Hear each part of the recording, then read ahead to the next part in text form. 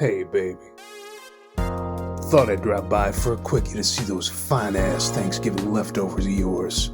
What do you have there? Oh, some of your mama's cranberry jello, some sweet potato casserole, herb-infused mashed tates, some stuffing soaked with some homemade chicken stock.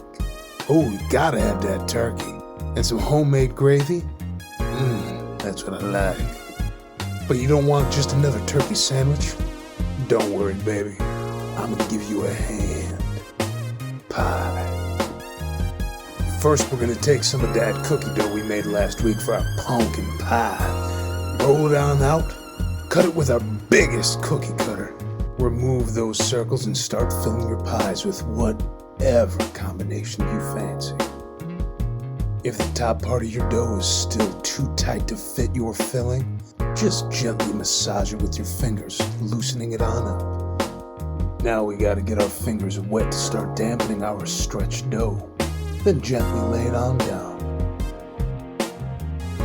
Finally, take a fork and press it along the edges. Then use that same fork to prick little air holes in the top to let it breathe and keep it from popping open. Now it's time to butter your bread and sprinkle on a bit of salt on top. Then put it in a 400-degree oven for 25 to 30 minutes or until it's nice and golden brown.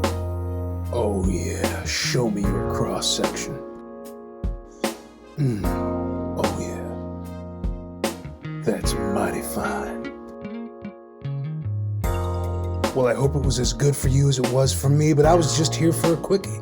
But join me next Friday as we make Eggs Benedict out of some delicious winter squash. If you smell what Farrakh is cooking.